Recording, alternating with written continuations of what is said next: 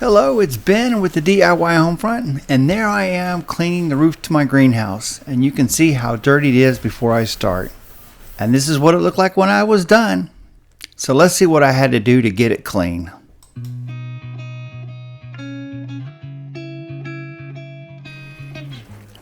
Well, I started on an overcast day by wetting everything down, and then I got up on a ladder and started scrubbing it. And of course I started with the front, which is the easiest. And every time I got a section cleaned, I would rinse it off. Here you can see how dirty the roof is.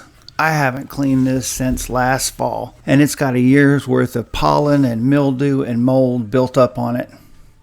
And I'm not sure how much of that sun really is penetrating through all that dirt and debris, but it needs to if we're going to keep this greenhouse warm in the winter.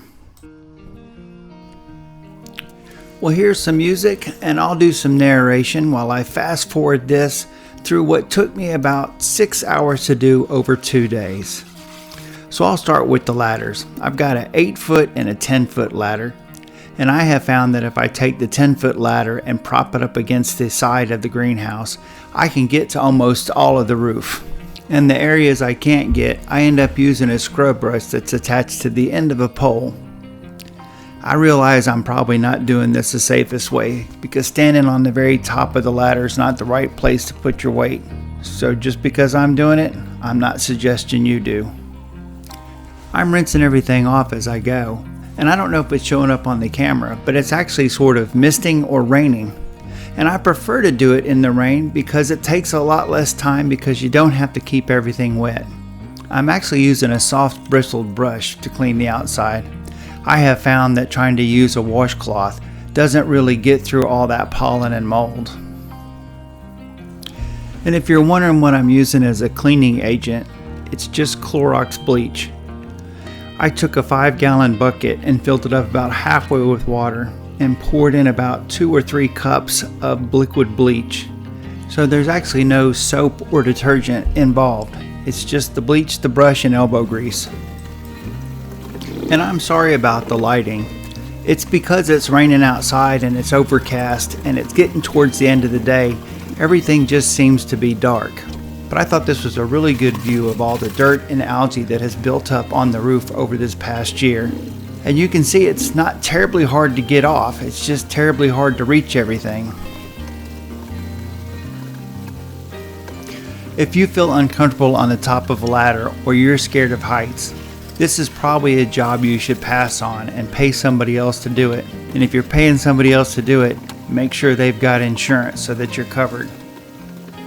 And now you can see it really is the end of the day and how dark it's starting to get.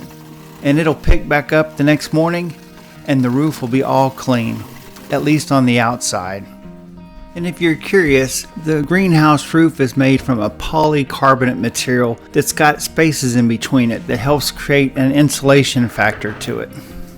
Well, it took one afternoon on the outside on top of a ladder to get the roof cleaned. Now I'm going to work on the inside, and I will wipe every surface, both of the roof and all the posts and beams, to get this nice and clean.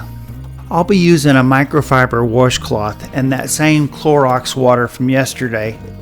And here's a spot where you can actually see the mildew that's built up on these posts and how easily it comes off with that Clorox and microfiber rag.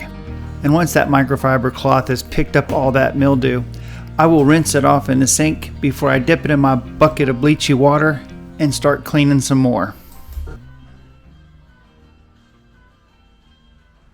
Wow, a little bit of Clorox, a microfiber cloth, and a couple days, and this greenhouse looks awesome. One of the reasons why I like to use the Clorox is it keeps whitening after you're done. So let's take a look at the finished product. Well, you can see everything that is supposed to be white is now white again, which is important because it will reflect all the light. And where the roof before was covered in algae and mildew and pollen, it's both been cleaned on the inside and the outside. And now there's going to be a lot more light that can get through that and make this greenhouse warm in the winter.